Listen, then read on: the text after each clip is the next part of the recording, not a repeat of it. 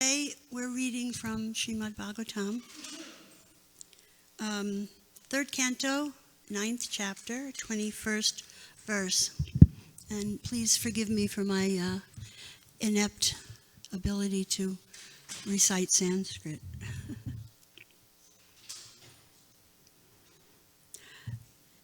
Yanna bipadma bhavanaraha samidya.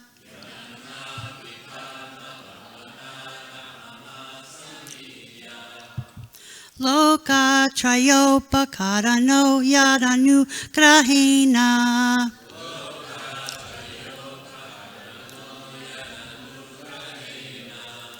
Tasmai namasta udarasta bhavaya yoga.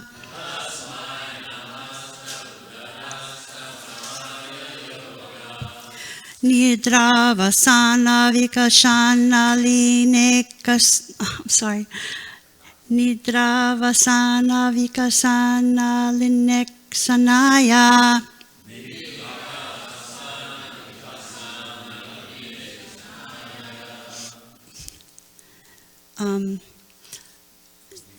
Yes, you do.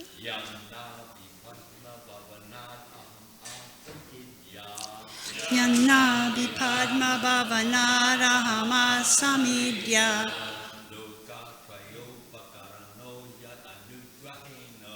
Loka trayopakarano yadanugrahena.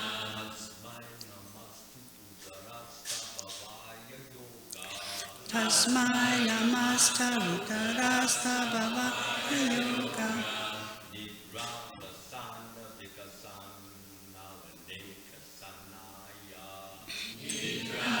Sena vikasana lineksanaya.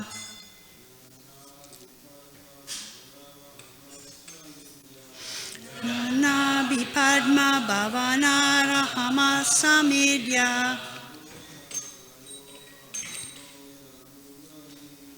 Loka trayopakarano yadanugrahena. Tasmai namasta udarasta bhavaya yoga. Nidra vasana vikshaya nalikshe sayanaya. Yanna vipadma bhavanarahama samidya. Loka trayopakarano yadanugrahena. Tasmai namasta udarasta bhavaya yoga.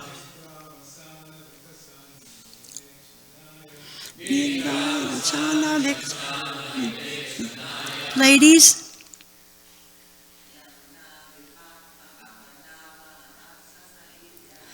Yanna vipadma bhavanarahama samidya.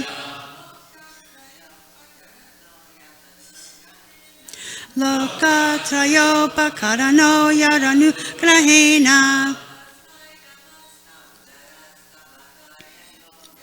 Tasmai namasta udarasta bhavaya yoga. Nidra vasana vikshana linekshanaya.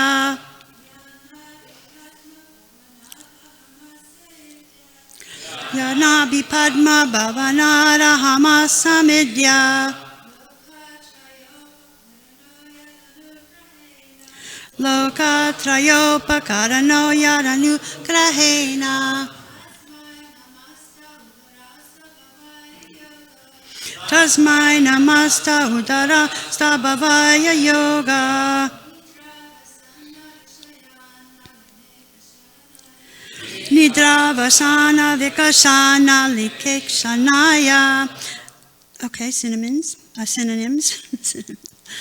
Yat. Whose? Nabhi. Navel. Padma. Lotus. Bhavanat. From the house of. Aham. I. Asam. became manifested. Idya, O worshipable one. Lokatraya, the three worlds.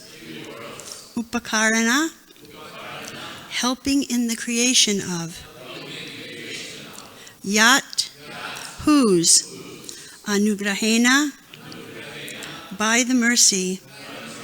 Tasmai, unto him. Namaha, my obeisances. Te, unto you.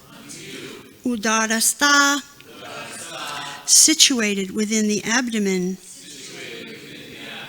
Bhavaya, having the universe. Yoga Nidra Avasana, after the end of that transcendental sleep. Vikasat, blossoming. Nalina Ikshanaya, unto him whose opening eyes are like lotuses. Translation. O object of my worship, I am born from the house of your lotus navel. You could repeat.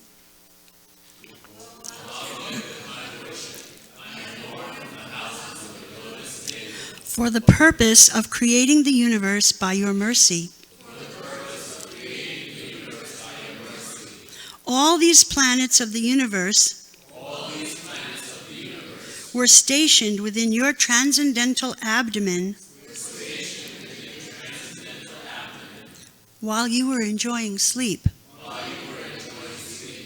Now your sleep having ended,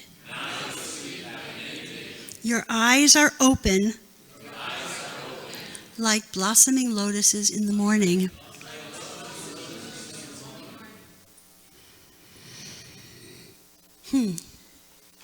That's nectar.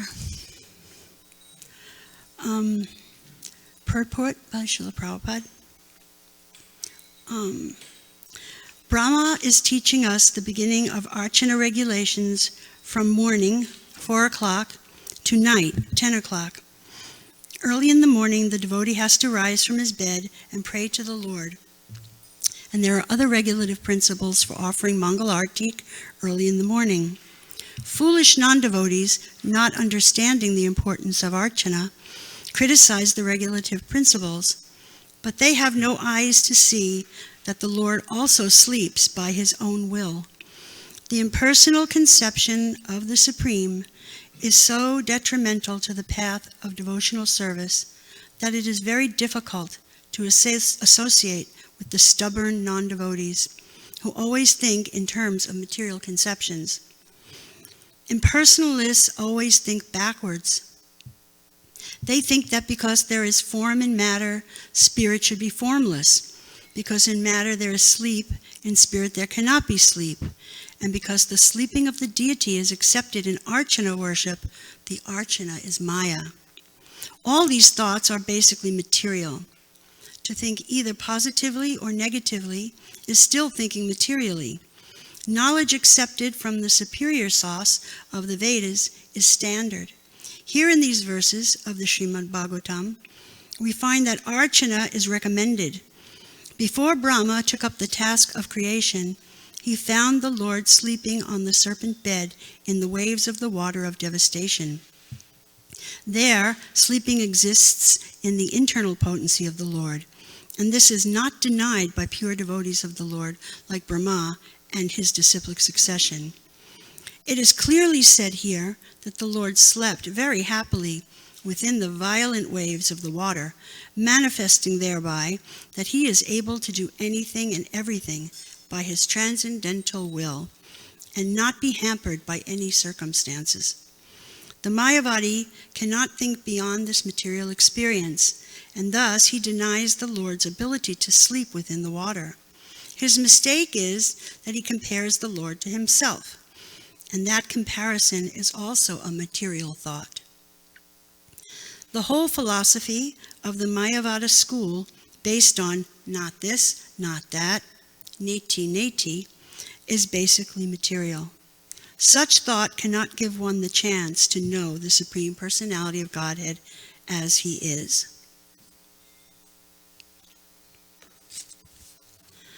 Tasmai Shri Gurave Namaha. I will keep it short.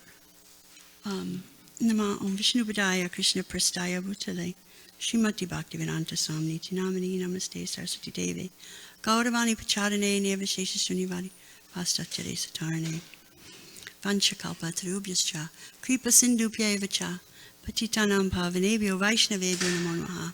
Jai Shri Krishna Chaitanya, Prabhu Nityananda, Shri Advaita Gadadhara, Shivasati Gaur Bhaktavinda, Hare Krishna, Krishna Krishna, Hare Hare, Hare Rama, Rama Rama, Hare Hare.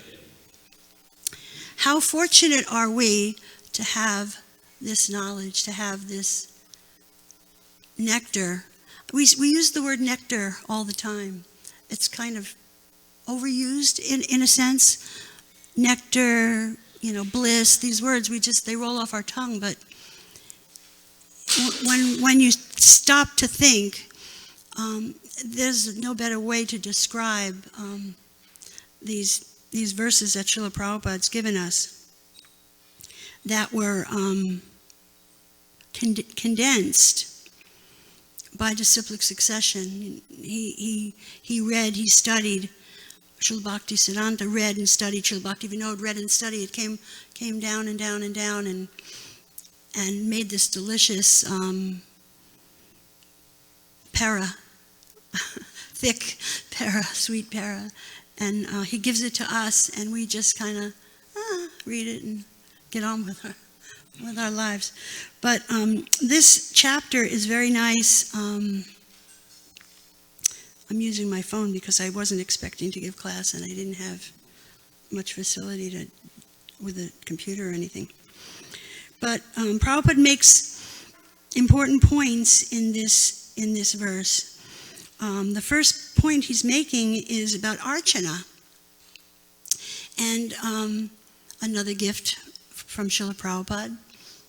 Actually, I'm fortunate enough to live in Montclair, Oakland. I live 10 minutes from the Berkeley Temple, although I'm actually more associated with ISV. But the deities in the Berkeley Temple are the first ISKCON deities, carved by Shama Sundar way back, and a gift from Srila Prabhupada to us, the beginning of deity worship. It started there for us. And Prabhupada explained the importance of Archana. He didn't waste any time immersing us in Krishna's activities, his actual activities in the spiritual world. Archana is based on Krishna's schedule in the spiritual world. So we get up for Mangal Artik, it's when Krishna is rising, and we offer prayers, and then we wait to greet him after his mother dresses him, and then he has breakfast, and then he does his whatever daily duties he does, playing with the cows and calves, killing demons. And Prabhupada gave us that without us even knowing what it was. So he gave us the schedule. And coming out of the darkness of our many births and our ignorance, trying to follow the schedule was at first difficult. Who gets up that time of day? Many of us were just going to sleep that time of day after partying in America. So getting up was difficult, but sweet at the same time. Difficult but sweet. I remember I joined in 1973 in this temple, and as difficult as it was, you didn't want to miss it, because it was kind of like chutney. Prabhupada says, so hot you can't stand it, but so sweet you can't resist it. And that's how Archana was for us in the beginning. because we had material minds, material senses, and to engage them in devotional service took a little discipline. So, Prabhupada gave us this method to harness our senses, to start developing the higher taste. And I'm sure that all of you are on different, I see there's new faces here and old faces here. So wherever you're at in this process, I'm sure you all have a shared experience of finding that the material stuff that you used to like suddenly is not so fun anymore, or not as attractive to you anymore. And consciousness is being transformed by the process of devotional service. Along with archana, of course, is our sadhana. So here we are, we're regulating our senses, we're controlling our actions, and we're calling out to Krishna, asking him for more and more service. And the more that happens, the more he reciprocates, and the more he reciprocates, the sweeter it is, the happier we get. And that was the first point that Srila Prabhupada made in this purport. Then Prabhupada goes on to talk about Mayavadis, which I remember as a young devotee, when I first joined, and Prabhupada was here a lot. He spent much time here. This temple was the center. It was the way Vrindavan and Mayapur are today. It was the center of ISKCON. So all the Swamis came through here. There weren't many back then, but they came through here and gave classes. And Prabhupada would sit in his room and translate Srimad Bhagavatam and Chaitanya Charitamrita. And he'd give class every morning while he was here. And I remember thinking, why is he talking so much about Mayavadis? We're not Mayavadis. We all joined this movement because we're not Mayavadis. Because Prabhupada mentioned Mayavadis in every class, pretty much. He drove the point home. And one day I realized, we're all infected with it. Because Mayavad philosophy is basically the belief that I'm God, I'm not a servant of God. And that's why we're in the material world. That's what got us here. So even if we're followers of other faiths, other religions, even in Krishna consciousness, that anartha is inside of us. And Krishna gives us a formula of how to get rid of those anarthas. That's at the end of this beautiful purport that Prabhupada gives, one's left with the question, because Prabhupada's talking about how the Mayavadis get it wrong. They get it wrong. They can't accept that God has personality, that he has feelings for devotees, reciprocations with devotees, that he sleeps, that he eats. They can't see it because they're thinking materially, and they're thinking of themselves and a material body, and that God must be better than a material body, so he can't do those things. But it's an actual, like a block. It's like your heart has maybe sometimes you need a stent because your arteries are blocked. It's like a kind of a consciousness block, a knot that they can't understand. And the reason for that misunderstanding or not being able to understand is not giving anything, little bit in devotion to Krishna. As soon as you open a teeny bit, which is why we do things like prasadam distribution. Maybe someone can't really hear the philosophy, they're not open to it. But they maybe taste something, they go, very nice. Glorifying Krishna, glorifying prasadam. It's beginning, right? It's a seed. So until that seed is planted and until that seed develops a little bit, one can't understand these mysteries, because Krishna is very mysterious, right? In Sri Upanishad, it says he walks, but he doesn't walk, right? He has no hands, but he eats. So many contradictions. And when we read them, we understand that it doesn't mean he doesn't have a body, or he doesn't have hands, or he doesn't do these things, but that those things are transcendental. They're not the same as our things, and they're not done in the same way we do things. So the process, it all boils down. So you're left with the question, okay, Prabhupada makes the point about Archana, and then he hammers home the point about Mayavadi's not getting it right. So you're left with the question, well, what is the right? What is right? What is the right way to understand Krishna?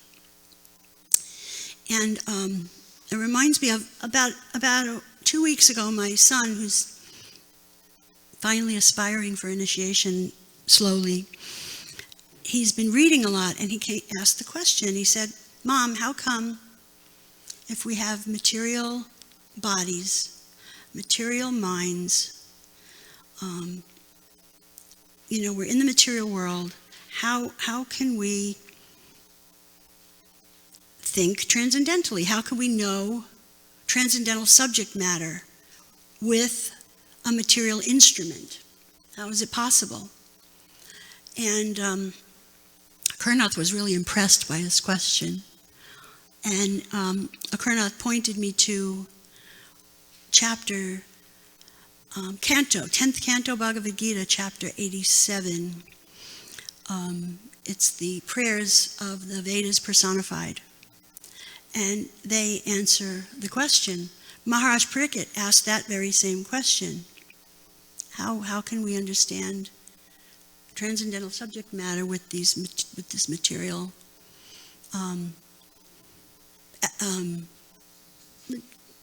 our material senses? Yeah. So that's a beautiful chapter, and I would recommend reading it, because I just really read it and I got into it. But it's a very beautiful chapter, and it describes, back to this verse. This verse is about Krishna's waking up. His eyes are opening. Lord Brahma's praying. But when that happens, after the devastation, when Krishna wakes up, the personified Vedas surround him, and they chant his glories, and they chant the answer to this question. And the glories are amazing. They're Krishna's glories are unending. They're expanding, always expanding, and hard to conceive of with our minds, right? But the personified Vedas explain that the process of meditating on Krishna, on hearing and chanting and archana, the things Prabhupada gave us, transforms our mind and our senses into spiritual minds and senses, into spiritual energy. Because the mind can be we've heard, best friend or worst enemy in spiritual life. But it really works that if you follow this process, a transformation is taking place. And I think every one of us can say that from perception. It's something actual, tangible. It's like what Prabhupada says, when a hungry man feels satisfied from eating, you don't have to tell him or explain it to him. He just knows. And that's what happens in Krishna consciousness. I was asked to be a guest speaker on one of my close friends, Jamuna, does a little reading group with women from all over the United States that came upon Krishna consciousness through wisdom of the sages. And she asked me to join the group. And these are brand new ladies. And one of them was complaining that,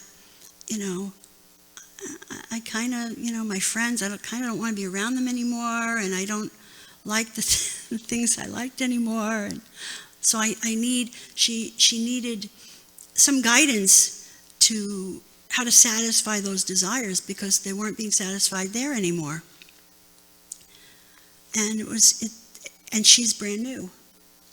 And she was already perceiving that. So this process is special. It works. I read a couple of,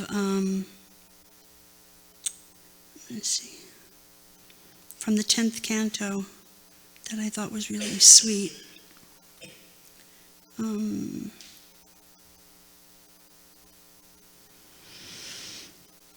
Okay, so this is a verse that's found in the Prabhupada, it's in Prabhupada's purport. I didn't read the Sanskrit, but from 10th canto, chapter 87, verse 14. And Srila Prabhupada says that this particular verse is found in 3 different Upanishads. He was explaining how authoritative it was.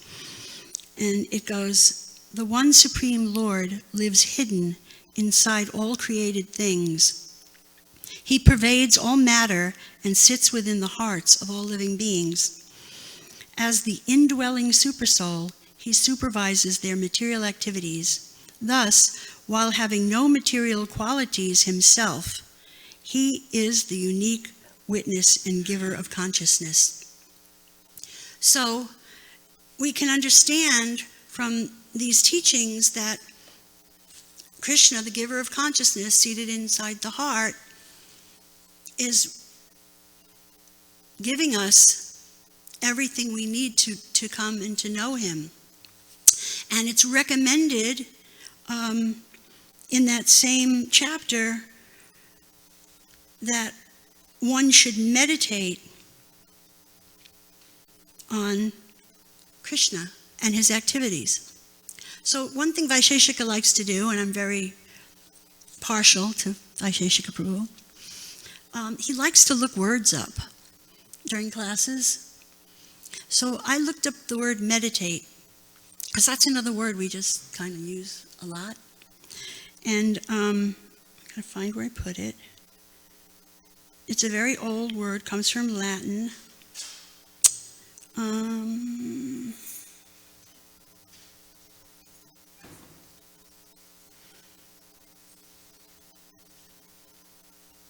Okay, hold on. Oh, I know what I did. I wrote this with pen and pencil. So meditate means, where is it? Okay. It's a 16th century Latin word. It came from a 16th century Latin word meaning contemplate. And that came from a verb, meditare, which means to measure. So you can see how there's a certain kind of concentration that's necessary to fulfill meditation, to fulfill the description of meditation. So if we're doing our japa, our mantra meditation, it isn't really japa meditation unless we're concentrating and hearing and calling out to Krishna, the way Prabhupada says in his Radha Krishna Temple album, that beautiful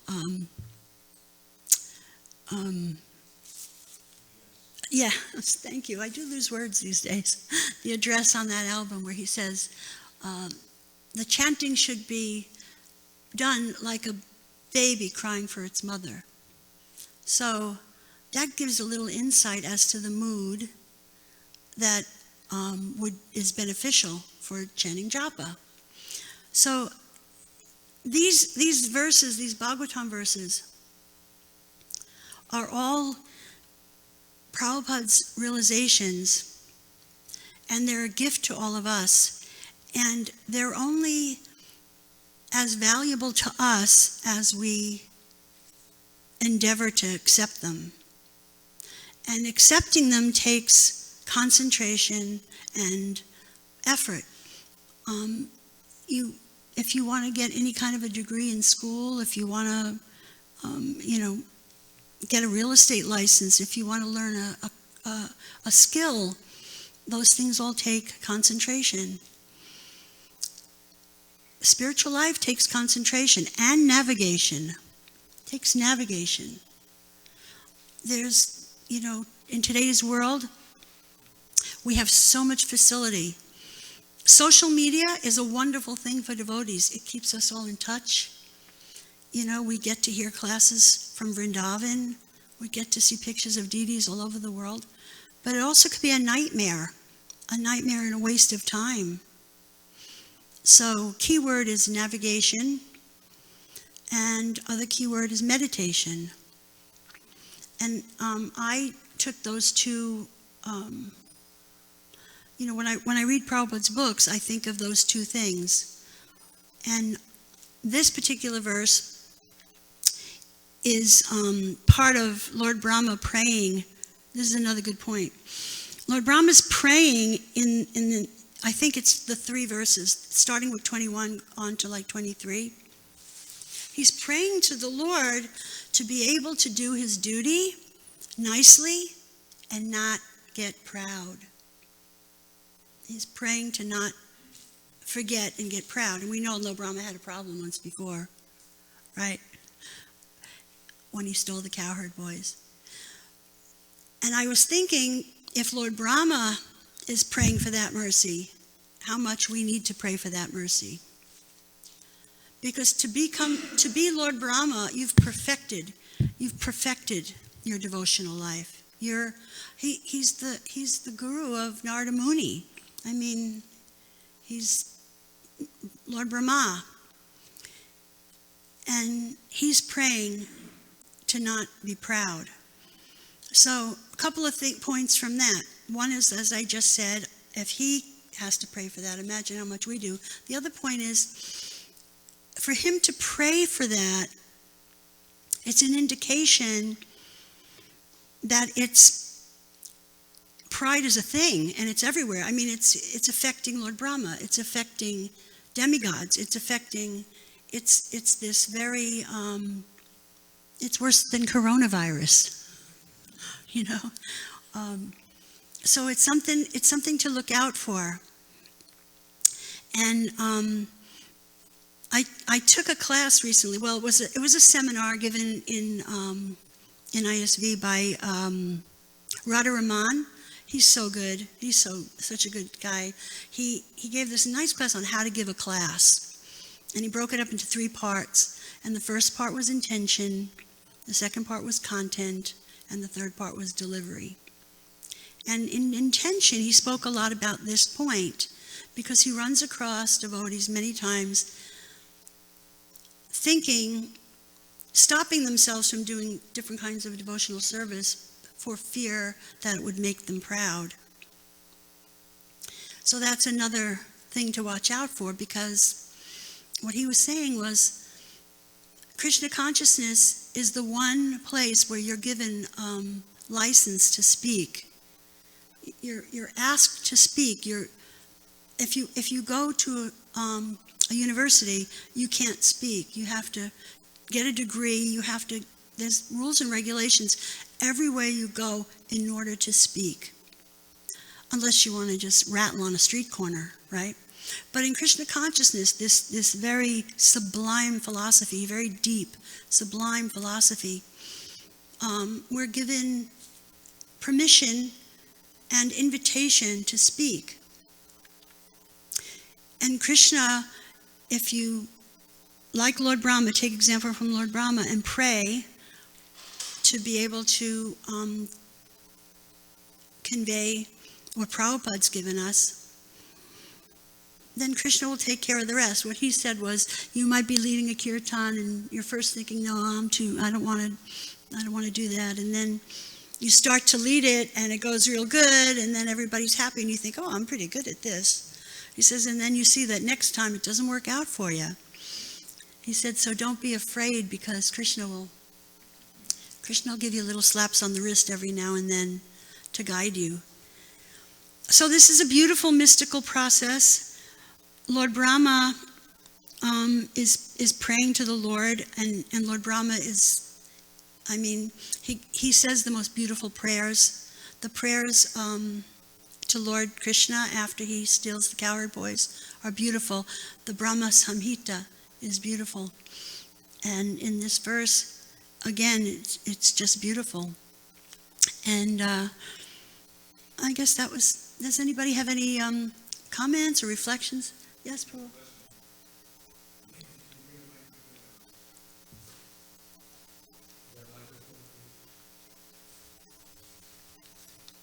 I need this other.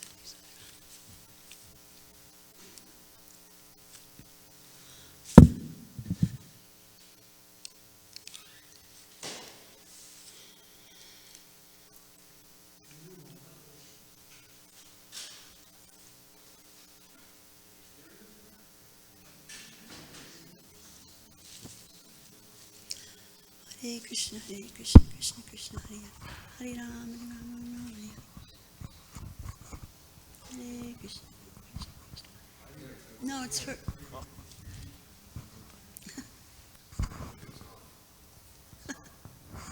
Hare Krishna, thank you. So you may have already answered it, and it just might have went right past me, but what was Sukadev Goswami's answer to your son's and Maharaj Priket's question? I think you kind of like led up to it, and then you. Yeah, well, he basically told the narration of that led to the prayers of the Vedas personified, yeah, and it's a very long, but what you get out of it is first of all, you get out of it how wondrous Krishna is. I was even thinking how we read a verse every day, right? And the verse in Sanskrit is a beautiful meter, and it's like a poetic 4 lines.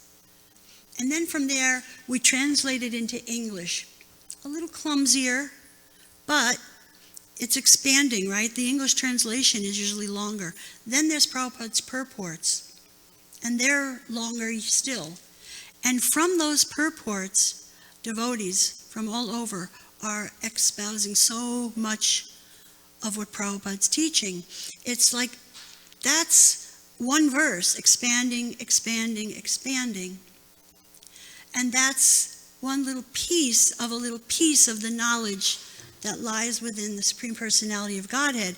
So the personified Vedas are basically just explaining how glorious and wonderful and amazing Krishna is.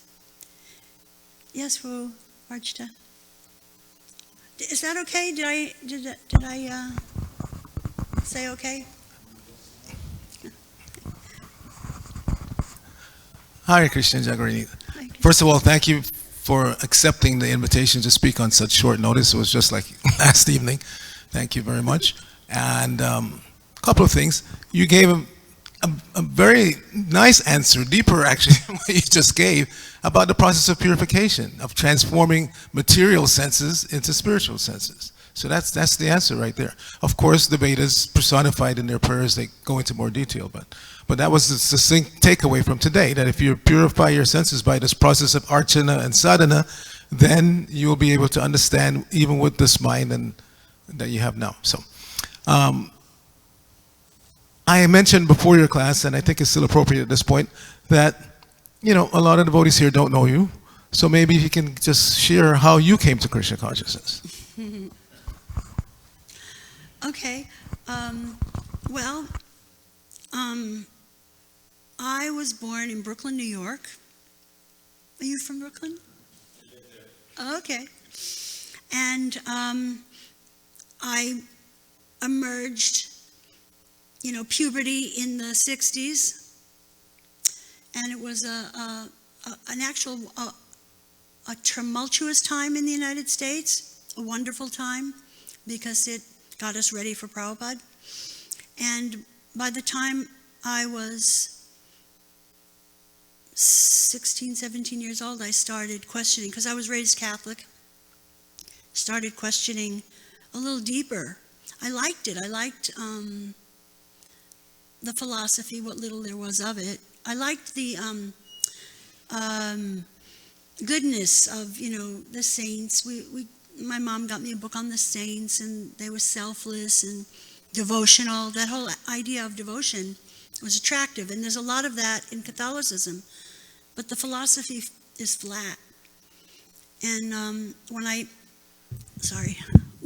I asked questions, I had two of my father's sisters were nuns, and anytime I would ask them anything, deeper, they would just say, no, have faith.